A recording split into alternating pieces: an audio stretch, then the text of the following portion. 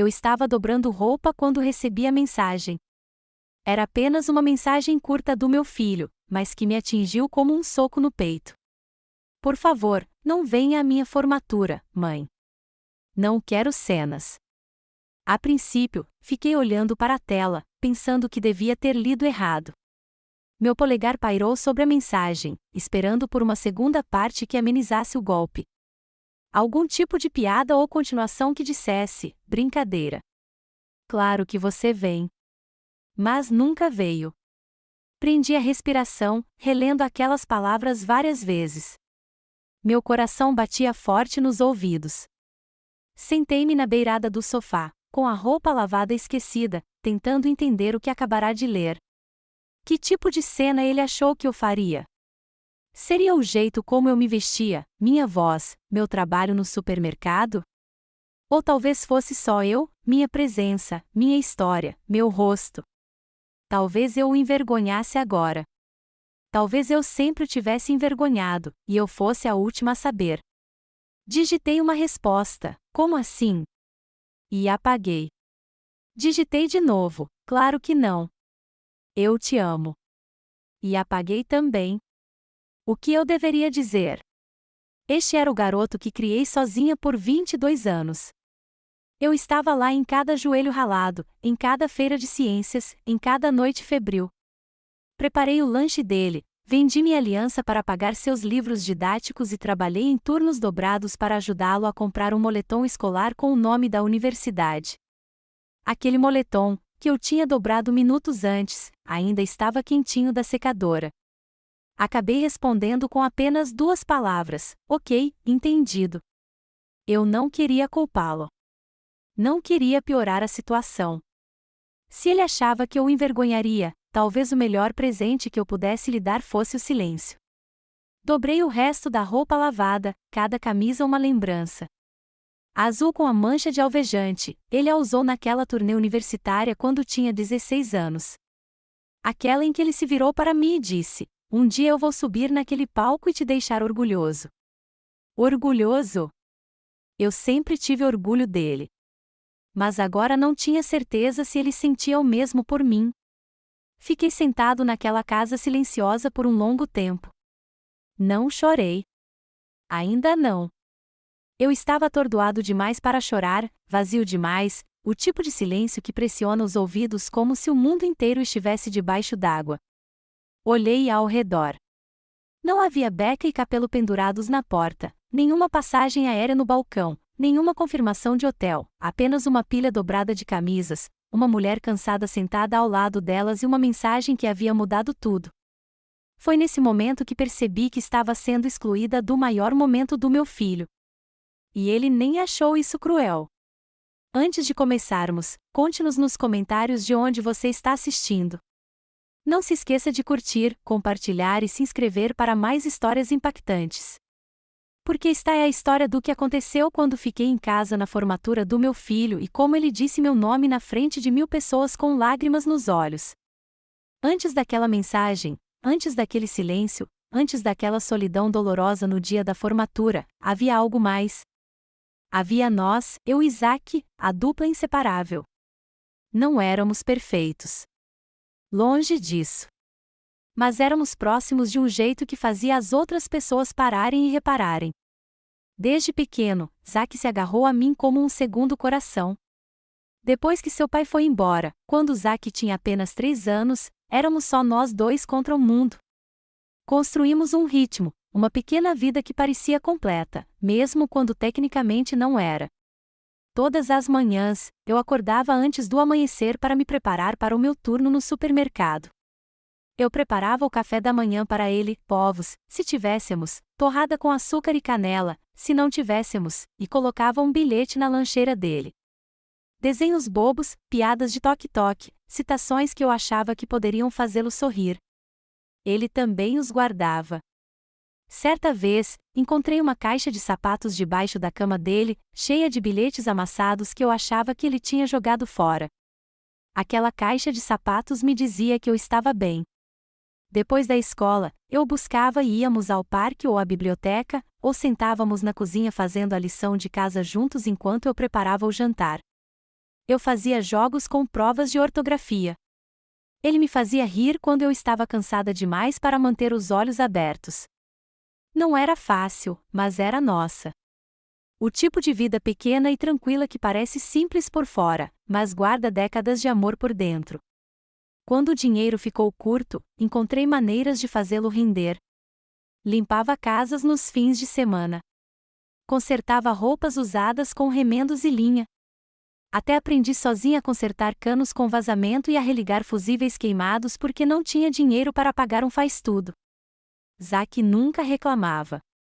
Certa vez, durante uma brincadeira, ele disse a um colega: "Minha mãe consegue fazer qualquer coisa." Ainda me lembro disso. Em todos os eventos da escola, eu estava lá. Nunca tinha a melhor roupa. Às vezes, eu era o único pai que chegava direto do trabalho, com o avental ainda na bolsa e os sapatos gastos nas solas. Mas o Zack sempre me procurava na multidão. Ele acenava com aquele sorriso largo e orgulhoso, aquele que fazia tudo, os turnos, a solidão, as contas não pagas, valer a pena. O ensino médio chegou mais rápido do que eu esperava. Ele começou a se distanciar um pouco, mas eu atribuí isso ao meu humor adolescente. Mesmo assim, ele sempre me procurava quando as coisas davam errado. Quando recebeu a primeira carta de rejeição de um programa de verão, ficamos sentados no carro por 1 hora, apenas conversando. Quando a primeira namorada dele terminou com ele, assistimos a filmes o fim de semana inteiro, comendo pipoca demais e fingindo que não estávamos com o coração partido. Quando ele foi aceito na universidade, uma instituição de primeira linha em Boston, gritei tão alto que os vizinhos acharam que algo tinha acontecido. Chorei no chão da cozinha, agarrando a carta de aceitação, sabendo que tudo pelo que havíamos trabalhado estava finalmente dando resultado. Ele tinha conseguido. Nós tínhamos conseguido. E quando ele me disse que não queria tomar empréstimos, que não podia arcar com a dívida, arrumei um segundo emprego, um turno noturno de limpeza em um escritório no centro da cidade. Ele não sabia. Eu não queria que ele soubesse. Eu disse a ele que ficaríamos bem. E eu tornei realidade. Eu acreditava, lá no fundo, que um dia ele subiria naquele palco da formatura e me veria na multidão, meus olhos cansados, meus sapatos gastos, minhas mãos calejadas, e sentiria tudo que eu havia dado, tudo que construímos juntos. Eu imaginava aquele momento com frequência, ele de beca e capelo, me observando na multidão, com os olhos se encontrando, o sorriso se abrindo. Talvez ele murmurasse obrigado. Talvez dissesse isso em voz alta no discurso. Nunca imaginei uma mensagem me dizendo para ficar em casa porque, até aquele momento, eu achava que ainda éramos a mesma equipe. Eu achava que a base da nossa vida, os bilhetes na lancheira dele, a caixa de sapatos debaixo da cama, as noites em que o abracei durante os sonhos febris, significava algo que não poderia ser apagado pelo tempo, pela distância ou pelo sucesso. Esse foi o meu erro. Achei que ainda era bem-vindo na história que ajudei a escrever. E foi isso que tornou a mensagem dele tão insuportável. Porque antes do silêncio, antes da dor, antes da cerimônia a qual nunca compareci, havia uma mãe que se entregava por inteiro e um filho que costumava chamá-la de heroína. Olhando para trás, o primeiro sinal de alerta não veio na forma de uma mensagem ou discussão. Foi sutil, um momento que quase perdi, escondido em um fim de semana comum. Era o primeiro semestre de Zack na faculdade. Ele tinha partido há apenas alguns meses, mas o silêncio já parecia mais alto do que deveria. As ligações diminuíram. As mensagens se transformaram em respostas monossilábicas: sim, ocupado, até mais. Eu não queria parecer carente, então dei espaço a ele. Afinal, era para isso que eu tinha trabalhado, para dar a ele uma vida onde ele não precisasse se preocupar comigo. Mesmo assim, quando ele ligou e perguntou se eu poderia passar o fim de semana dos pais com ele, eu me iluminei como uma árvore de Natal. Comprei uma passagem de ônibus de Ohio para Boston, levei alguns dos seus lanches favoritos e levei um álbum de fotos que eu estava montando, fotos do jardim de infância ao baile de formatura, só para lembrá-lo do quanto ele tinha evoluído. Cheguei ao campus com nervosismo. Os prédios eram enormes, os alunos, ágeis e elegantes. Eu me sentia deslocada com minha jaqueta de loja de departamentos e minhas sapatilhas surradas, mas mantive a cabeça erguida. Eu estava ali por ele. Zack me encontrou no portão principal.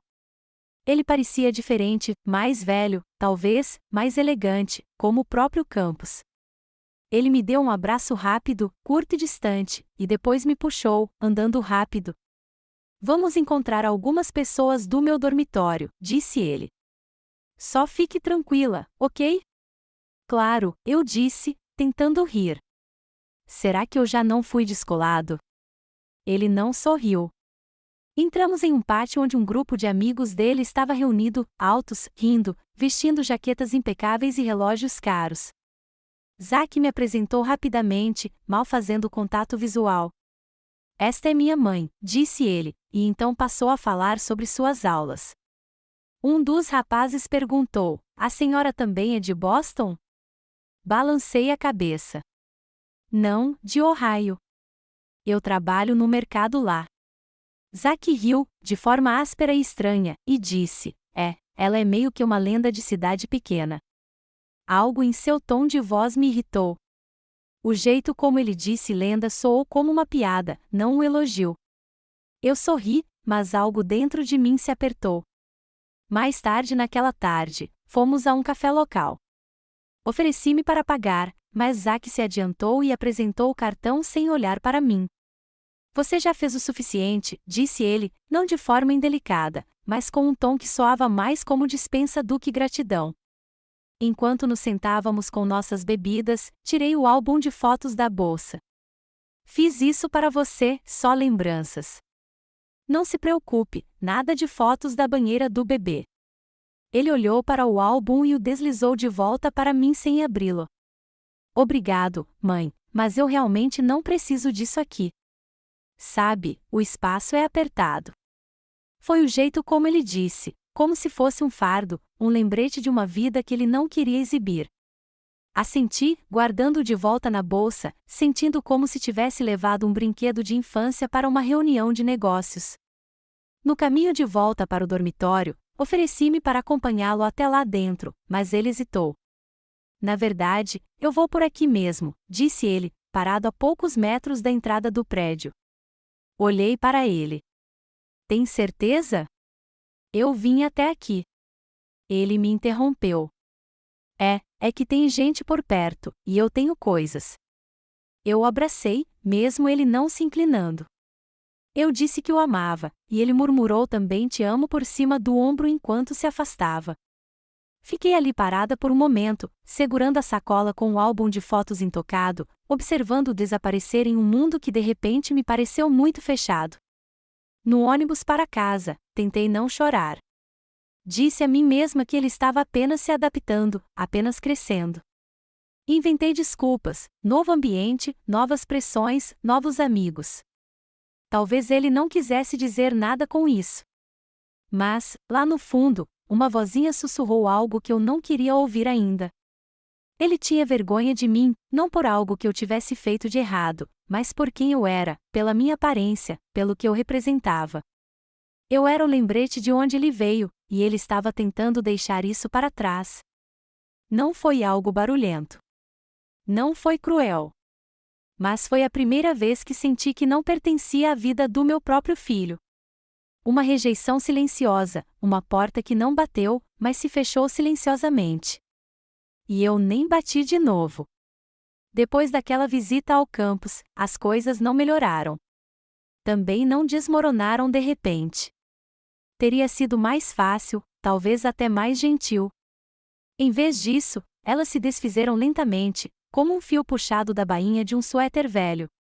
Aos poucos, sem alarde ou propósito, comecei a desaparecer da vida do Zack. Começou com os feriados. No primeiro ano, ele veio para casa para o Dia de Ação de Graças. Limpei a casa inteira de cima a baixo, preparei seus pratos favoritos, macarrão com queijo com crosta, cenouras glaciadas com mel e a torta de chocolate com nozes pecan que ele implorava todo mês de novembro. Até comprei uma toalha de mesa nova, algo brilhante e limpo, tentando fazer com que tudo parecesse especial.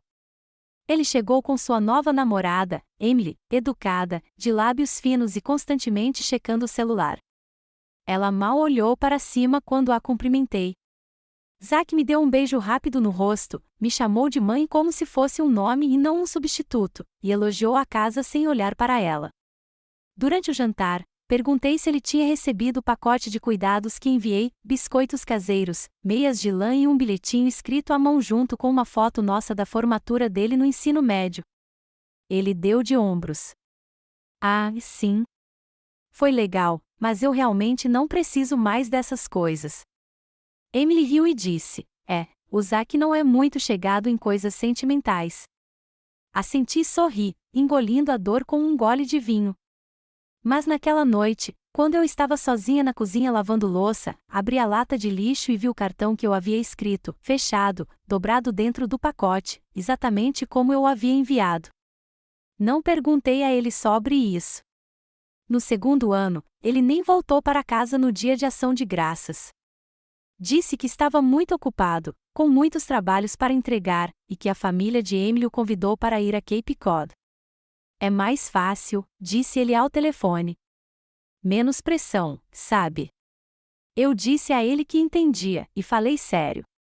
Só não contei que comi um sanduíche de peru sozinha na sala naquele ano. Quando o Natal chegou, ele me mandou um presente genérico, uma caneca de café que dizia, "O mundo está bem, mãe." Eu ri quando o abri, mesmo sem ninguém no quarto. Não foi maldoso. Foi apenas indiferente, como se ele o tivesse escolhido na última hora de uma liquidação e nunca tivesse pensado duas vezes em como seria a sensação do outro lado. Ele me ligou na véspera de Ano Novo para me desejar boa sorte, mas não perguntou o que eu estava fazendo ou se eu tinha planos. Eu não tinha. Sentei-me perto da janela com um cobertor e uma taça de vinho, assistindo aos fogos de artifício dos outros, fingindo que o silêncio não me incomodava. Não houve grandes discussões, nem gritos, apenas uma discreta substituição da proximidade pela distância. Nossas conversas se tornaram superficiais. Eu perguntava como estavam as aulas e ele dava respostas monossilábicas. Eu perguntava sobre seus planos para o futuro e ele dizia, ainda estou tentando entender. Parei de perguntar sobre a Emily porque percebi que ele não queria falar sobre ela comigo, ou talvez não quisesse falar sobre mim com ela. Até a maneira como ele dizia mãe mudou. Costumava ser calorosa, como se significasse alguma coisa. Agora parecia uma formalidade, um dever, algo que ele dizia porque precisava, não porque queria. Eu costumava ser a pessoa a quem ele recorria para tudo, medos, sonhos, desilusões, conselhos. Agora eu era alguém a quem ele atualizava, como um parente distante a quem você envia um cartão postal por obrigação. A erosão emocional não era ruidosa nem dramática. Era silenciosa e aguda, como cortes de papel. Você não os nota no início, mas eles ardem quando você menos espera. Eu navegava pelas redes sociais e via fotos dele com os amigos, viagens das quais eu não tinha ouvido falar, novos estágios que ele não tinha mencionado, aniversários que ele não me contou que estava comemorando. Ele estava construindo uma vida. E eu nem estava nos planos. Certa noite, me peguei falando em voz alta para a foto nossa na lareira. Ele tinha uns 9 anos na foto, os braços em volta do meu pescoço, sorrindo tanto que suas bochechas incharam. Sussurrei, onde você foi? Mas ele não tinha ido a lugar nenhum, não fisicamente. Eu ainda estava lá, ainda era a mesma mulher que o criou, que costurou os buracos em suas meias e ficou acordada a noite toda quando ele teve febre. Mas em algum lugar ao longo do caminho, eu tinha sido silenciosamente apagada da história dele. E o pior era que eu nem conseguia dizer quando isso aconteceu. Não houve despedida. Apenas o silêncio preenchendo o espaço onde o amor costumava viver. O momento que realmente quebrou algo em mim não aconteceu em um palco ou diante de uma multidão. Aconteceu na minha própria cozinha, na minha própria casa, onde dediquei anos da minha vida a construir um lugar de amor, aconchego e acolhimento. Foi isso que tornou tudo tão doloroso. Era para ser um espaço seguro. Em vez disso, tornou-se o palco de uma humilhação silenciosa que eu jamais esqueceria. Eram as férias de primavera do 3º ano de faculdade do Zack. Ele mandou uma mensagem 2 dias antes de chegar, dizendo que voltaria para casa para um feriado prolongado, só ele e a Emily. Sem grandes planos, apenas uma visita. Meu coração disparou. Eu não o vi há meses, desde um almoço apressado nas férias de inverno, quando ele mal tirou os olhos do celular. A ideia de tê-lo de volta em casa, mesmo que brevemente, acendeu algo dentro de mim que eu não sentia há muito tempo. Passei 2 dias inteiros me preparando. Limpei todos os cômodos, esfreguei os rodapés, troquei os lençóis do quarto dele e abasteci a geladeira com todos os seus pratos favoritos de infância, root beer, pipoca com cheddar, rolinhos de canela. Fiz um ensopado do zero, como minha mãe costumava fazer, como Zack sempre pedia quando estava doente ou estressado. Ele entrou com uma mochila e uma mochila no ombro, Emily logo atrás. Ela nem me cumprimentou, apenas olhou a sala como se estivesse avaliando um imóvel para alugar. Zack beijou minha bochecha distraidamente, com os olhos já no celular. O lugar parece o mesmo, disse ele, sem rodeios. Tento manter tudo arrumado, eu disse. Estou tão feliz que você esteja aqui. Eles deixaram as malas no quarto de hóspedes, não no antigo quarto dele, percebi, e saíram parecendo entediados, como se estivessem presos em algum lugar inconveniente. Naquela noite, preparei o jantar, ensopado, biscoitos frescos e legumes assados. Acendi velas, nada muito formal, apenas aconchegante, confortável, familiar. Sentamos à mesa e eu disse, vamos rezar a oração. Zack olhou para cima, confuso. Rezar? Sim, eu disse, como sempre fazemos. Emily ergueu uma sobrancelha e deu um sorriso irônico. Vocês rezam antes do jantar? Zack riu baixinho, balançando a cabeça. É meio que uma tradição. Quer dizer, não é nada sério. Meu coração disparou. Olhei para ele. Você adorava rezar? Isso foi quando eu tinha, uns 10 anos, disse ele, dando de ombros. Não é mais a minha praia. Emily riu. Mas é meio bonitinho, tipo um cartão postal do interior. Um cartão postal do interior. Sorri educadamente, mesmo com as palavras me cortando profundamente. Engoli minha resposta, peguei minha colher e disse, bem, vamos comer então. Eles mal tocaram na comida. Emily disse que não comia carne. Zack disse que não estava com fome. Eles saíram da mesa cedo, dizendo que estavam cansados. Limpei sozinha os pratos quase intocados. Mais tarde naquela noite, ouvi-os conversando no quarto de hóspedes. As paredes desta casa são velhas. Elas deixam passar tudo. Emily sussurrava, divertida. Sua mãe é um doce, mas este lugar é como uma cápsula do tempo.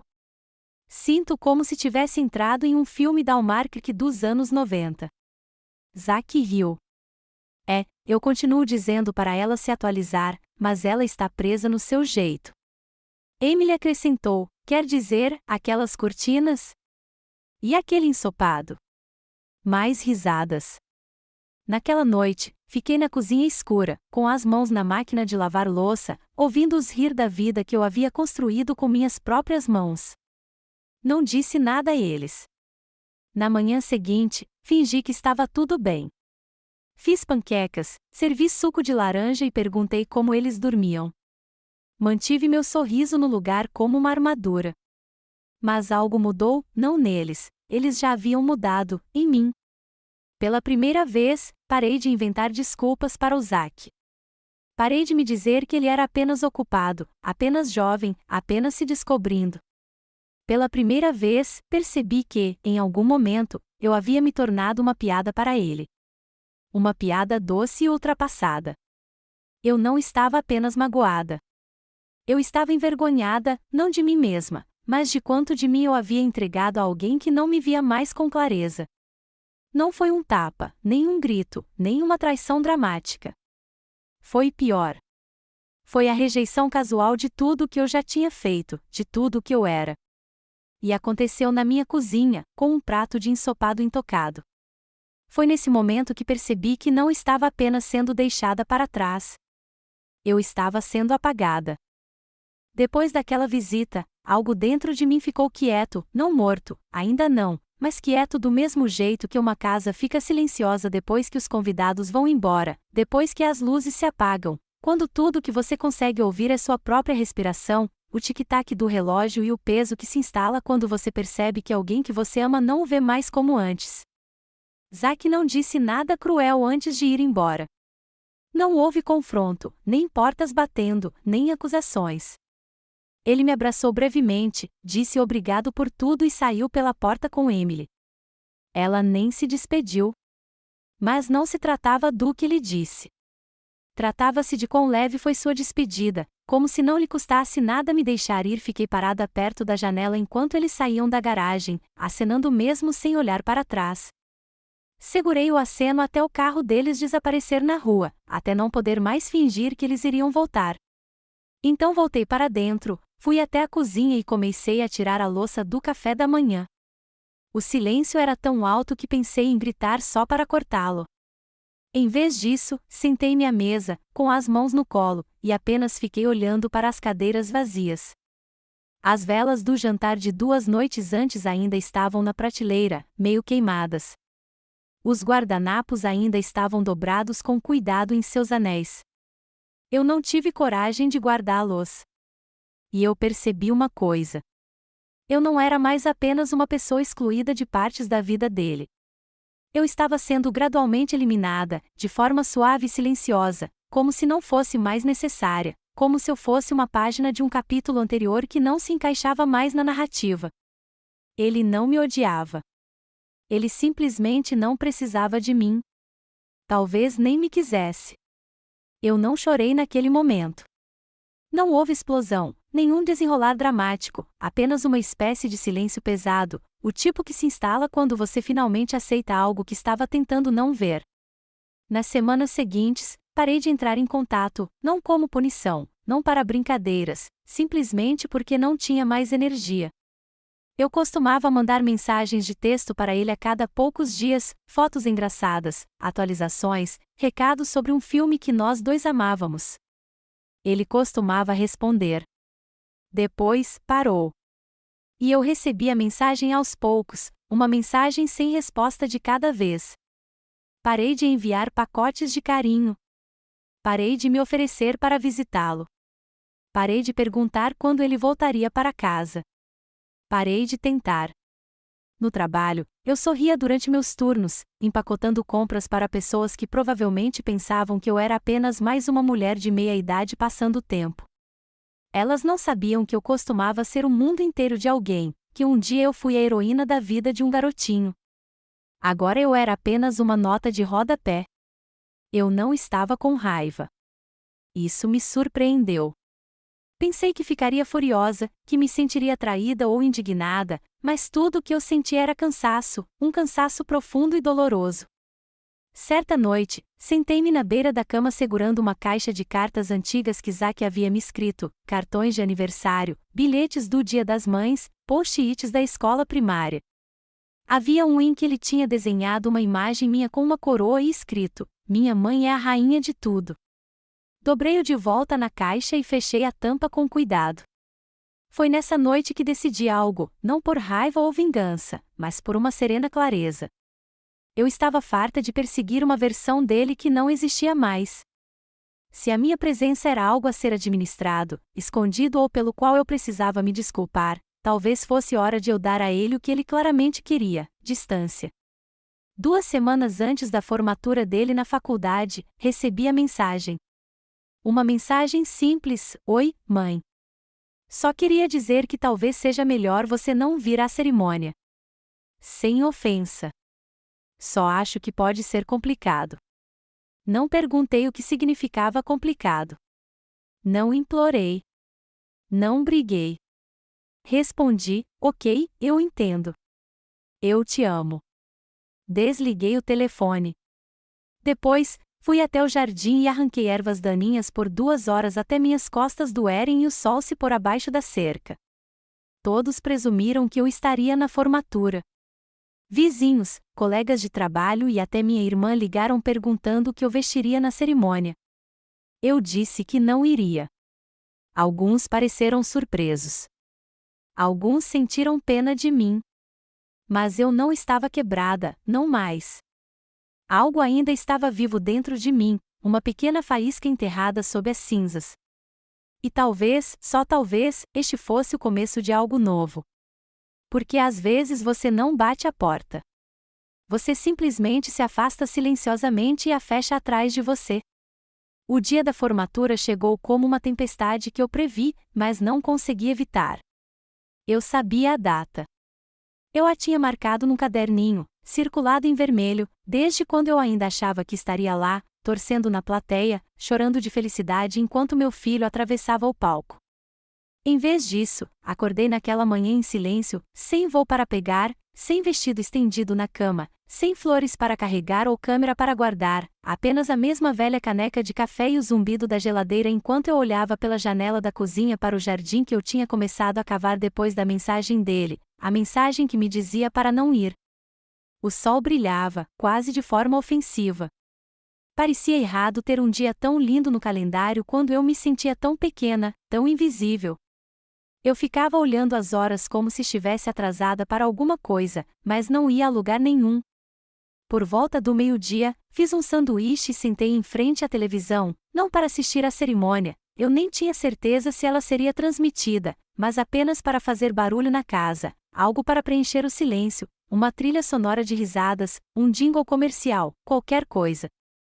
Tentei me distrair, mas a verdade era que tudo doía. Não era só a cerimônia. Era o peso de tudo que a antecedeu, os anos de sacrifício, as noites em que fiquei acordada costurando botões nas camisas dele, os turnos dobrados que fiz para que ele pudesse ter chuteiras novas, o segundo emprego do qual nunca contei a ele porque não queria que ele se preocupasse. Parecia que tudo tinha sido apagado com uma frase: por favor, não venha. Me vi revirando caixas antigas. Não sei porquê. Talvez eu quisesse me lembrar de que o amor que eu dava era real, que existia, mesmo que não se refletisse em mim agora. Peguei uma caixa de sapatos no armário do corredor. Dentro, havia fotos da escola, cartões de Dia das Mães escritos com giz de cera e alguns artesanatos de macarrão que, de alguma forma, eu não conseguirá jogar fora. No fundo, havia uma foto minha e do Zack na formatura do ensino médio dele, meu braço em volta do ombro dele, seu rosto radiante de orgulho. Ele me queria lá naquele momento. O que havia mudado? Eu não queria chorar. Disse a mim mesma que não choraria. Queria ser forte, o tipo de força que sempre fui. Mas a tristeza não se importa com planos. Ela vem em ondas e, quando chega, não bate à porta. Encolhi-me no chão ao lado daquele caixão aberto e chorei, não apenas pela cerimônia que perdi, mas por cada momento de proximidade que silenciosamente desapareceu. Chorei pelo garotinho que costumava desenhar super-heróis para mim e chamá-los de mãe. Chorei pela mulher que eu costumava ser, aquela que pensava que amor incondicional significava nunca pedir nada em troca. E chorei porque, no fundo, eu sabia que aquilo não era apenas sobre um dia.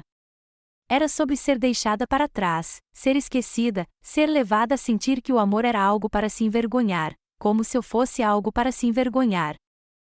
O pior. Eu não tinha ninguém para contar. Minha mãe tinha falecido anos atrás. Minha irmã, Carla, tentou me contatar, mas eu continuei a rechaçando. Os amigos do trabalho não conheciam o Zack de verdade. Todos apenas assentiram quando mencionei, presumindo que estávamos bem. E eu não queria explicar. Não queria que ninguém me olhasse do jeito que eu estava começando a me olhar, como uma mulher que se entregou demais, amou demais e acabou com uma cadeira vazia no momento mais importante da vida do filho. Mais tarde naquela noite, sentei-me na varanda com uma xícara de chá. O ar cheirava a lilazes e, em algum lugar da vizinhança, alguém estava fazendo um churrasco. Risadas pairavam no ar, o tipo de alegria casual que, por contraste, faz você se sentir ainda mais sozinho. Olhei para o céu e sussurrei: eu fui mesmo tão constrangedor? Não houve resposta, apenas a brisa farfalhando as folhas. Aquele foi o meu pior momento, não porque eu estava sozinho, mas porque, pela primeira vez na vida, comecei a acreditar que tinha sido tolo em amar tanto quanto amava. Comecei a acreditar que talvez eu tivesse feito algo errado, que talvez eu fosse o problema. Não gritei. Não quebrei nada. Apenas fiquei sentado naquele silêncio, deixando a dor se instalar em meus ossos. Era um tipo de fundo do poço silencioso, do tipo que não faz barulho quando te quebra. No dia seguinte à formatura, eu não queria olhar meu celular. Provavelmente havia fotos sendo postadas, vídeos comemorativos, famílias sorridentes abraçadas enquanto eu estava sentada em uma casa que estava silenciosa demais. Disse a mim mesma para não olhar, que não adiantaria de nada. Mas a curiosidade tem um jeito de se infiltrar quando seu coração está partido e suas mãos estão ociosas. Então, peguei meu celular, abri o Facebook e comecei a navegar. Minha irmã, Carla, tinha me marcado em uma publicação pensando em você hoje com um coração. Passei rapidamente pela foto, muito carinhosa, muito próxima. Então vi uma publicação de um dos amigos do colégio do Zac, um link de transmissão ao vivo da cerimônia oficial de formatura da universidade. Já tinha acontecido, mas o vídeo ainda estava lá, salvo. Hesitei. Por um momento, meu polegar pairou sobre a tela, indeciso. Vê-lo subir ao palco seria como sal em uma ferida que eu mal conseguia conter. Mas então eu a toquei. A tela se abriu para uma imagem ampla do palco, fileiras de alunos de capelo e beca, professores alinhados com suas becas acadêmicas, aplausos, gritos de alegria, risos, todos os sons de um marco que eu não fui convidado a compartilhar. A câmera percorreu a plateia. Instintivamente, examinei a multidão, procurando por mim mesmo sabendo que não estaria lá. E então a câmera cortou para o pódio. Um nome foi anunciado, Zachary Rivers, formando-se com honras em administração e comunicação estratégica. Eu não esperava sentir nada, mas lá estava ele, meu filho, de pé, vestido com sua túnica, o boné levemente inclinado para o lado. Meu peito apertou. Seu sorriso parecia forçado, como se tivesse dado trabalho para ser colocado. Inclinei-me. Então o inesperado aconteceu. Ele não pegou o diploma e saiu do palco. Ajustou o microfone, pigarreou e ficou ali. Olhou para a plateia por um longo segundo e disse: "Antes de começar, preciso agradecer a alguém que não está aqui hoje."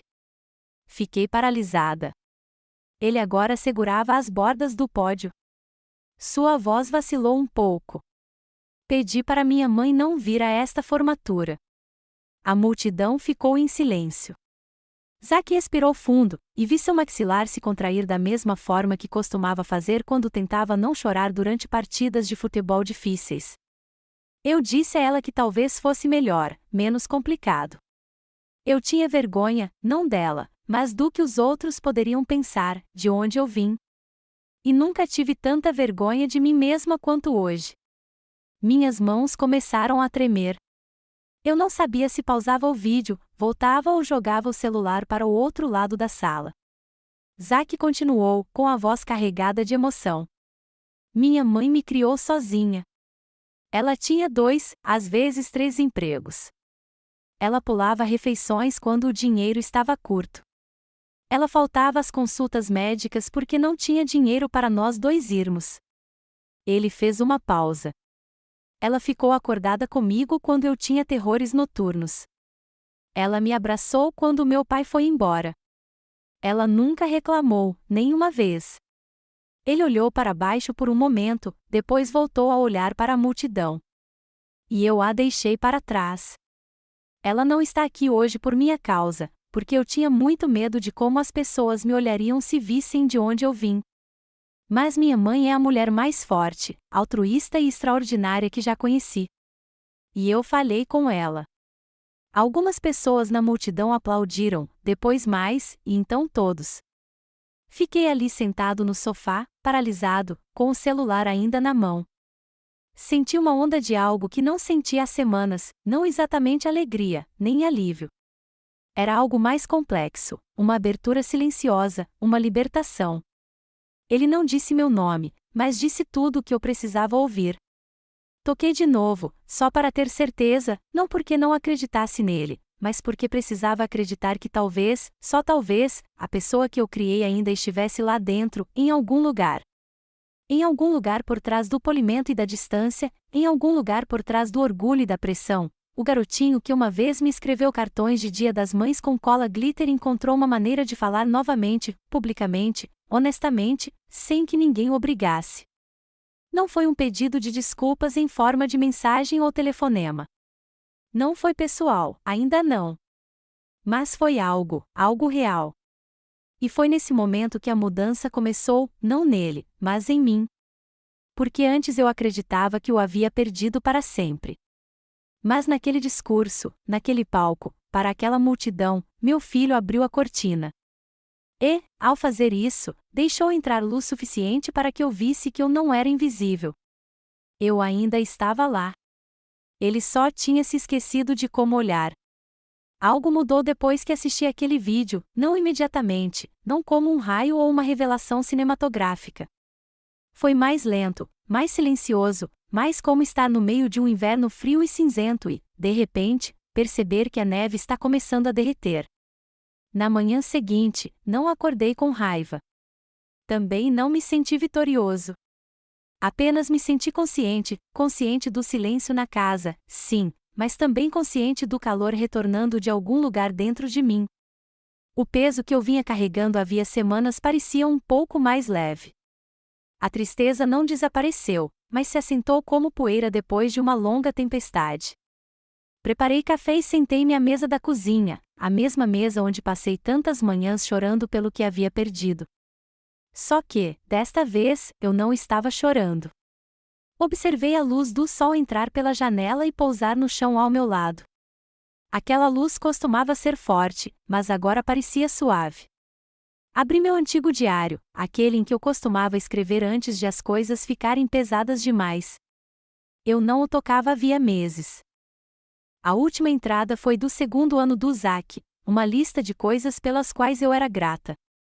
Lembro-me de me forçar a escrever naquele dia porque pensei que a gratidão poderia curar tudo. Desta vez, não forcei nada. Simplesmente comecei a escrever. Ele disse que eu não estava lá. Mas ele falou de mim. Talvez seja um começo. Talvez eu não precise mais perseguir. Talvez seja a hora de eu voltar a mim mesma. Foi o começo de algo. Naquela tarde, fui ao jardim e arranquei ervas daninhas, mas desta vez não por tristeza ou distração.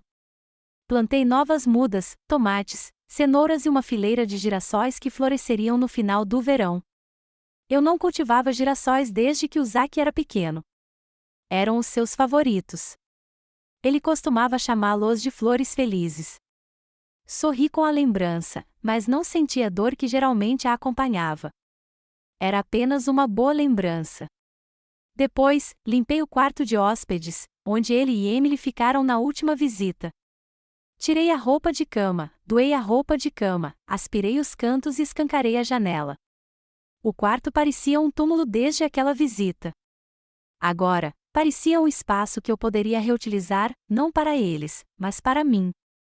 Talvez eu o transformasse em um cantinho de leitura, uma sala de arte ou um espaço para meditar. Era meu agora. E esse foi o despertar, a percepção de que eu havia entregado tanto de mim que tinha esquecido que ainda estava ali, ainda inteira, ainda valia alguma coisa. Meu valor não havia desaparecido só porque outra pessoa parou de enxergá-lo. Eu vivia como se o amor de Zack me definisse, como se ser necessária fosse o mesmo que ser amada, como se a maternidade significasse apagar tudo mais que me fazia ser quem eu era. Mas e se eu pudesse ser mais do que apenas a mãe que ele adorava? E se eu pudesse ser alguém que eu admirasse? Naquela noite, preparei o jantar, não um ensopado, algo que ele adorava, apenas algo que eu gostava: alho, manteiga, camarão com arroz e uma salada de limão. Comi sozinha à mesa com uma vela acesa, um guardanapo dobrado e um copo de chá gelado, não porque alguém estivesse olhando, só porque eu merecia me sentir especial na minha própria casa. Dei uma volta no quarteirão depois. O ar estava fresco, as árvores começando a florescer novamente. Um vizinho acenou para mim, pela primeira vez, não corri para dentro de casa para me esconder do mundo. Acenei de volta. Quando voltei para casa, senti algo que não sentia há meses: firmeza. Eu não precisava ligar para o Zack. Não precisava que ele soubesse o que eu estava fazendo. Não precisava da aprovação dele para me sentir importante. O fogo que estava apagado há meses estava começando a brilhar novamente. E pela primeira vez em muito tempo, percebi que a questão não era se ele voltaria ou não para mim.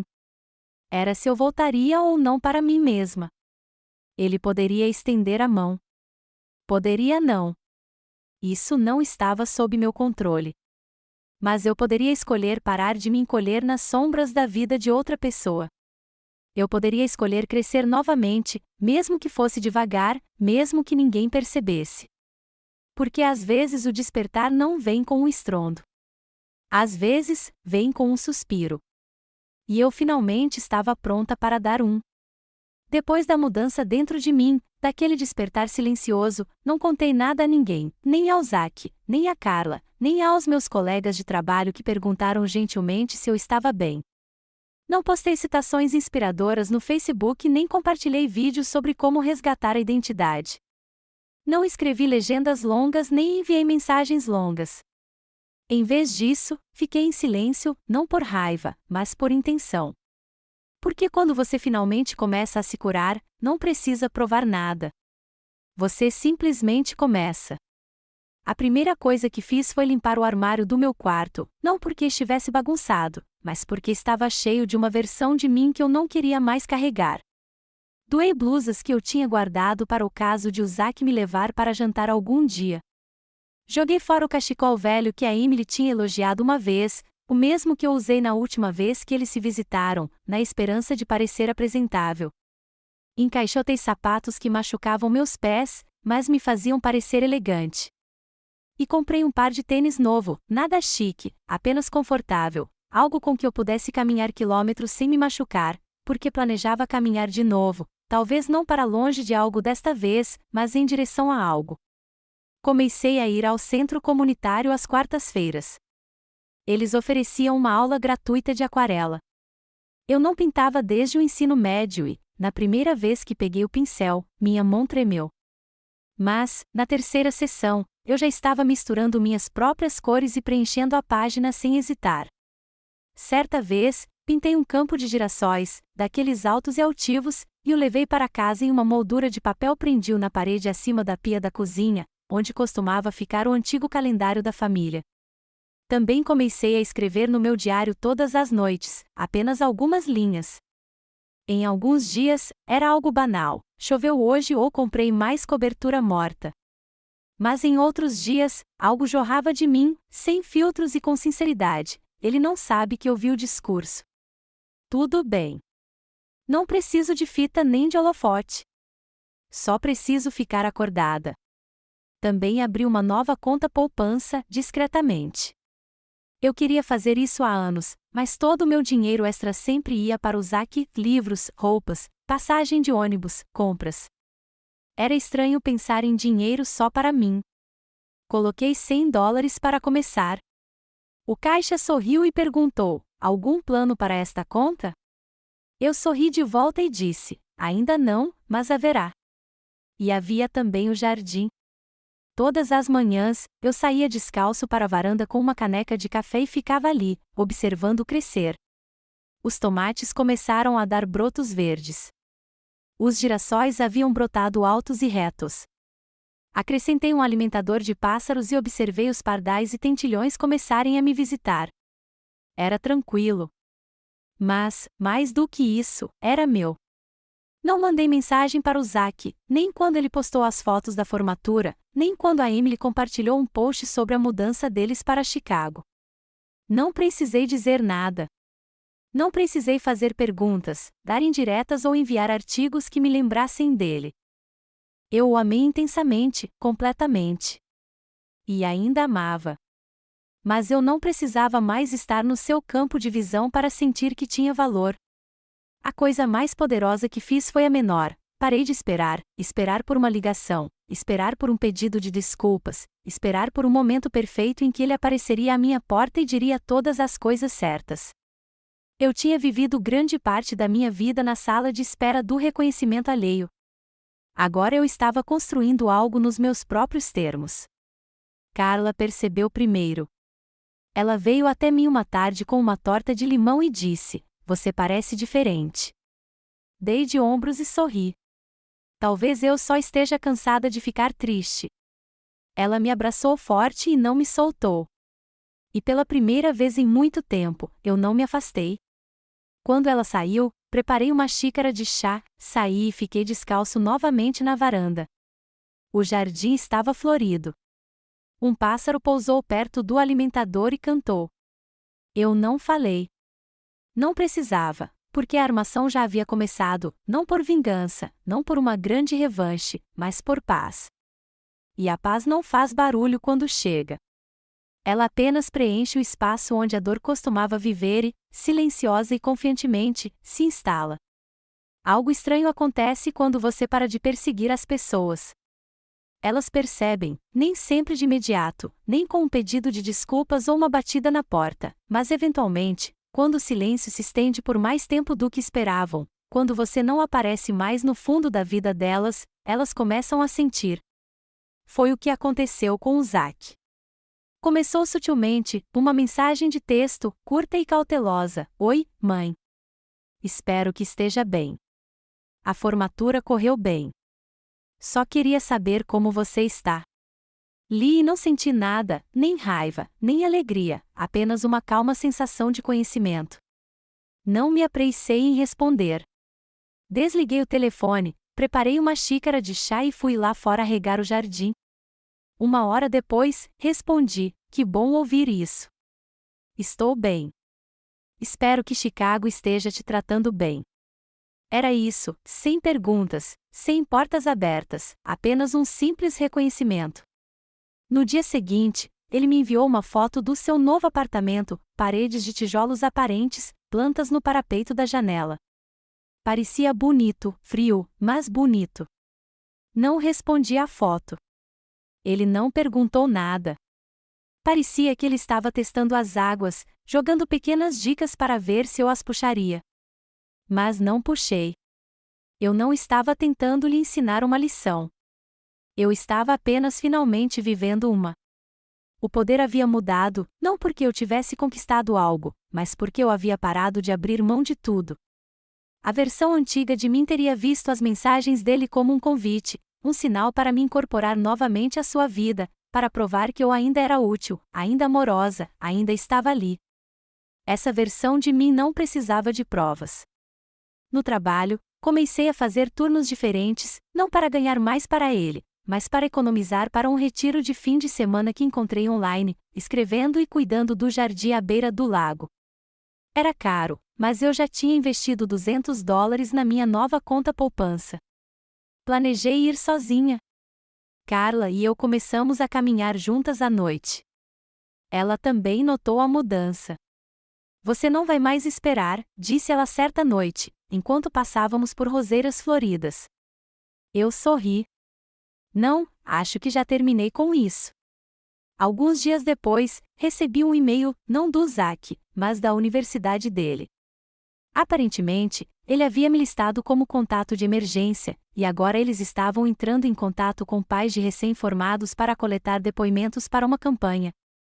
A mensagem incluía um link para um vídeo, o discurso de formatura que eu já tinha assistido, aquele em que Zack falou sobre mim, mas desta vez havia um bilhete do reitor anexado. As palavras do seu filho comoveram o auditório inteiro. "Queríamos compartilhar com você pessoalmente, caso tenha perdido." Li 2 vezes. Depois, encaminhei a mensagem para Carla com um bilhete simples, não deixei passar. Só não precisava que a sala inteira soubesse. O Zack ligou naquele fim de semana. Deixei tocar na primeira vez. Ele ligou novamente 2 horas depois, e dessa vez eu atendi. "Oi", disse ele. Sua voz era suave, cuidadosa. "Oi." Eu estava querendo ligar. As coisas estão uma loucura com a mudança." "Está tudo bem", eu disse. Uma pausa. "Não sei se você viu o vídeo da formatura." "Vi." Outra pausa. "Você não deveria ter visto." "Quer dizer, eu não sabia que estava sendo gravado." Deixei-o ficar pensando nisso. Bem, eu quis dizer cada palavra, disse ele por fim. Eu sei que quis. Ele expirou. Desculpa, mãe, por tudo. Eu estava tão focado em quem eu estava tentando me tornar que esqueci quem me fez. Eu não chorei. Não disse a ele que estava tudo bem ou que tudo estava resolvido. Apenas disse, obrigada. Ele perguntou se poderia me visitar em algumas semanas. Eu disse que teria que verificar minha agenda. Não se tratava de ser mesquinha. Tratava-se de ser real. Eu tinha construído uma vida que não girava mais em torno de esperar que ele voltasse para casa. Naquela noite, sentei-me na varanda, observando o vento dançar através dos girassóis. Senti algo se soltar no meu peito, uma espécie de autoridade silenciosa, não controle sobre ninguém, apenas controle sobre mim. A mulher que antes implorava por inclusão agora era a mulher convidada. A mãe que fora solicitada a ficar em casa agora escolhia se abria ou não a porta. E em algum momento dessa mudança, eu entendi o que é o verdadeiro poder. Ele não grita. Não persegue. Ele se mantém firme em seu próprio solo e diz: ainda estou aqui e não tenho mais medo de ficar sozinho. Zack chegou 2 semanas depois.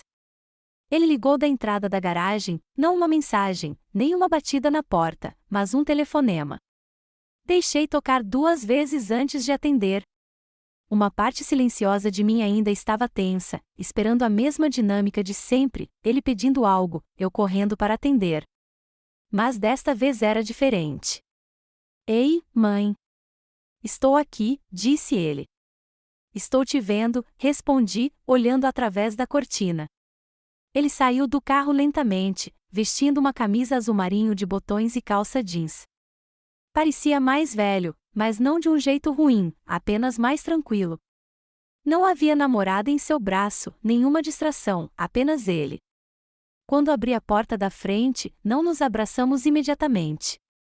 Ficamos um de frente para o outro sob a luz do sol por um momento, ambos sem saber como começar.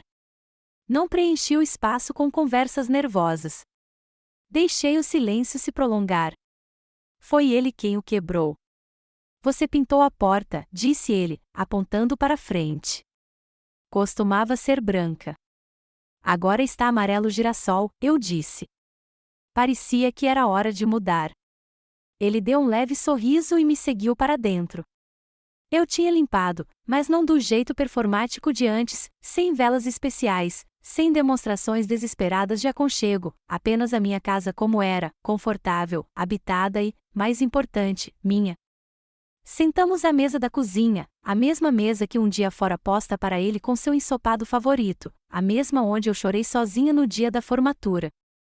Agora eram apenas 2 xícaras de café entre nós, sem drama, sem discursos preparados.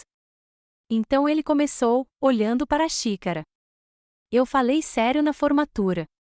Eu sei. Não tinha certeza se você tinha visto. Vi. Ele se mexeu na cadeira.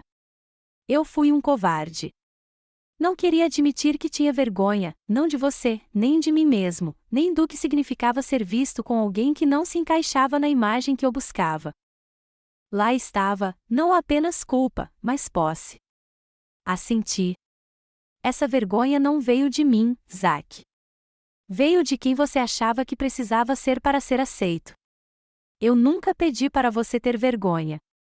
Eu te dei tudo o que tinha para que você pudesse se manter de pé, não para que você pudesse esconder de onde veio.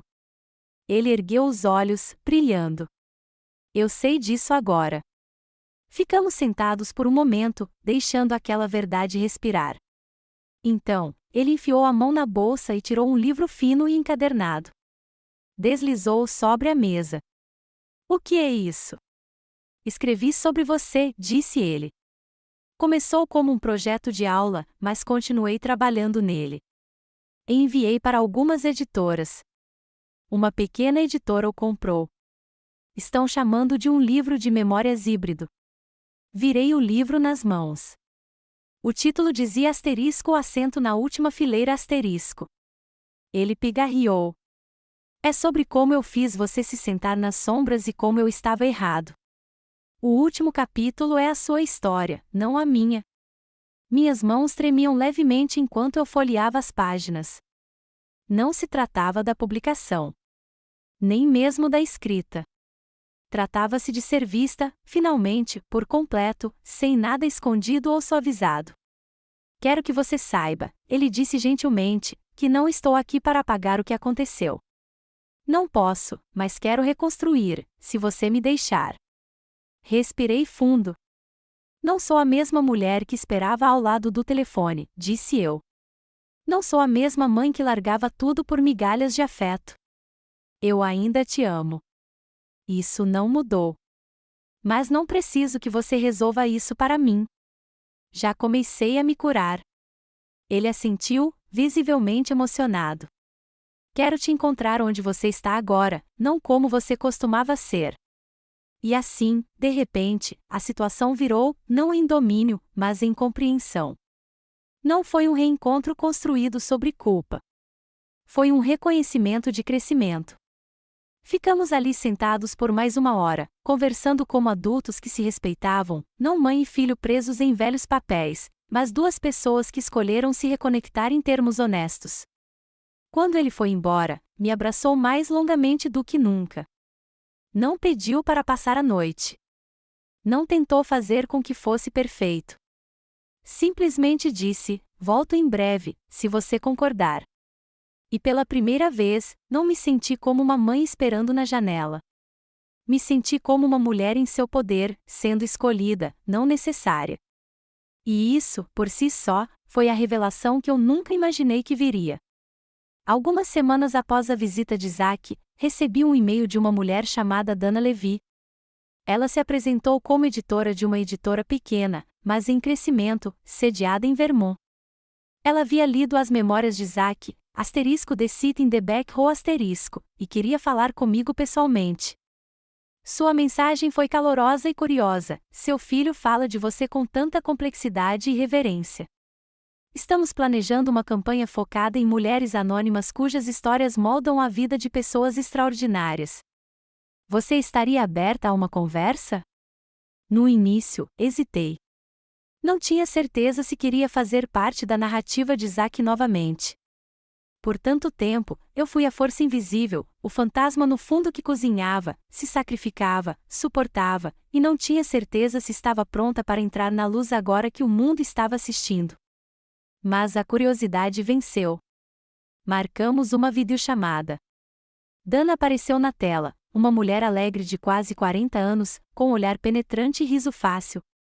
Ela fez perguntas ponderadas, não apenas sobre Zack, mas sobre mim, minha história, minhas decisões, meus arrependimentos e os anos entre os marcos. Ela ouviu como se tudo importasse. Após a ligação, ela respondeu rapidamente: estamos lançando uma campanha chamada *Mães que nos construíram *. Adoraríamos apresentar você um retrato, um breve ensaio com suas próprias palavras e talvez uma entrevista local. Nada invasivo, apenas algo real. Fiquei olhando para as palavras dela por um longo tempo. Durante décadas, minha história viveu sob os holofotes de outra pessoa, por trás das conquistas de Zack, por trás dos sacrifícios, por trás das portas fechadas de um lar tranquilo. Mas agora alguém queria amplificá-la, não como um acessório para o sucesso de um homem, mas como algo completo e valioso por si só. Eu disse sim. 2 semanas depois, enviaram uma pequena equipe. Peguei emprestada uma blusa simples da Carla e deixei o fotógrafo tirar uma foto minha no jardim, perto dos girassóis floridos. O entrevistador sentou-se comigo à mesa da cozinha, a mesma que havia carregado minha dor e minha cura. Conversamos por horas. Quando a campanha foi lançada, eu não esperava muito, mas ela viralizou. Mulheres de todo o país se manifestaram, algumas mães, algumas filhas, todas se conectando com o poder silencioso por trás da história. Choveram mensagens: você me lembrou da minha mãe. Obrigada pela sinceridade. Nos vemos. Isso me fez ligar para minha mãe hoje. Eu tinha esquecido o quanto ela doou. A mídia local noticiou. Então, um podcast nacional solicitou uma entrevista. Recusei. Eu não estava atrás da fama. Só queria que minha história vivesse em algum lugar onde não fosse apagada. Então veio a reviravolta que eu nunca esperava. Certa manhã, recebi uma ligação da diretora de uma organização sem fins lucrativos que apoia mães solteiras que buscam educação.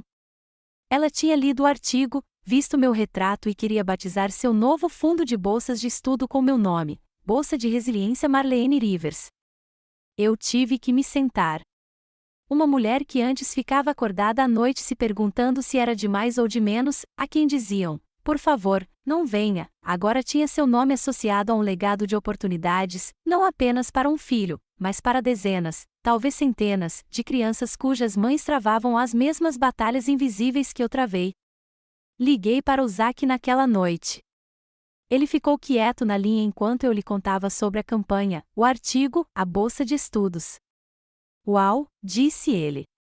Eu não sabia que a repercussão seria tão grande. É isso que importa em dizer a verdade, eu disse gentilmente.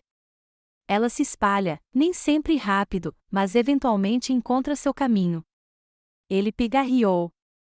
Estou orgulhoso de você, mãe. Não só por causa da campanha, mas porque você não esperou por mim. Você construiu algo sozinha. Sua voz falhou um pouco. E me desculpe por ter demorado tanto para ver quem você realmente é. Sorri ao telefone, com o coração cheio, mas calmo. Está tudo bem, Zack. O melhor tipo de justiça não é barulhenta nem raivosa. É viver bem e ser visto mesmo assim. Naquela noite, emoldurei a foto do jardim, a que usaram na campanha. Coloquei-a ao lado da foto da formatura do ensino médio do Zack, não porque eu precisasse provar alguma coisa, mas porque agora ambos diziam a verdade. Ele subiu em um palco, e eu finalmente entrei na luz. E naquela justiça silenciosa e poderosa, nunca me senti tão completo. Poucos meses depois do lançamento da campanha e do anúncio da bolsa, ouvi uma batida na minha porta. Não era o Zack. Era a Emily. Ela estava na minha varanda, segurando uma caixa de barras de limão, com uma expressão ao mesmo tempo nervosa e sincera. Ela parecia diferente, mais velha, com olheiras mais suaves. Sem celular desta vez. Ela havia dirigido 4 horas sozinha. Eu vi o artigo, disse ela, e a campanha. Só queria dizer que estava errada. Não me apressei em responder. Simplesmente abri mais a porta e a fiz sinal para que entrasse, não porque precisasse de desculpas, não porque estivesse ansiosa para perdoar, mas porque eu já tinha crescido o suficiente para saber que às vezes as pessoas voltam, não em busca de redenção, mas de compreensão. Ela se sentou à mesa da cozinha, o mesmo lugar onde um dia riu do meu ensopado e sorriu com desdém da nossa graça. Desta vez, ela não sorriu com desdém. Não falou muito. Ela ouviu. Eu não sabia pelo que você tinha passado, disse ela baixinho. O Zack nunca me contou. E quando te conheci, presumi coisas com base nas suas roupas, na sua casa, no seu trabalho. Achei que sabia de tudo, mas não sabia de nada. Assenti. A maioria das pessoas não se humilha, até que a vida as humilhe. Ela deu um pequeno sorriso, com lágrimas nos olhos. Me humilhou. Compartilhamos chá e barras de limão, não como amigas, não como família, apenas como duas mulheres sentadas na verdade. Quando ela saiu, acompanhei-a até a porta, e ela me abraçou com força, desta vez sem hesitar. Zack ligou mais tarde naquela noite. Ouvi dizer que ela veio, disse ele. Ela veio. Obrigado por vê-la. Eu não fiz isso por você. Eu sei, disse ele, mas fico feliz que você tenha vindo mesmo assim. Sua voz havia amadurecido, não apenas mais grave e calma.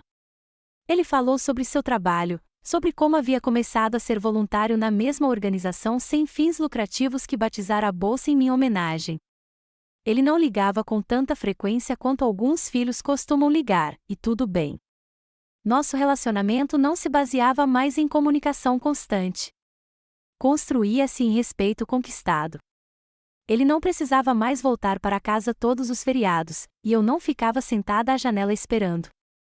Quando ele vinha nos visitar, ajudava no jardim. Pedia conselhos. Contava-me histórias do seu trabalho.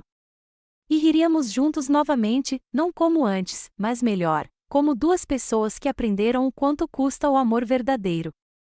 Numa manhã de primavera, quase um ano depois daquela mensagem me dizendo para não ir à sua formatura, eu estava sozinha no meu quintal.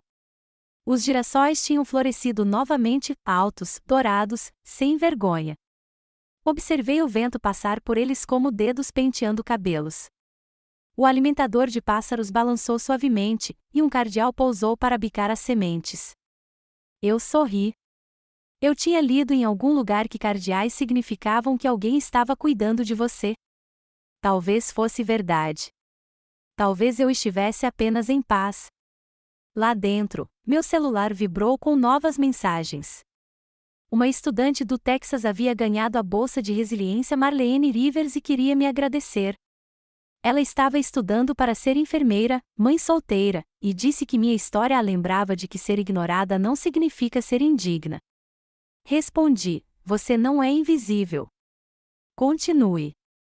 Então, preparei meu café da manhã, 2 ovos, torrada de centeio e geleia de amora.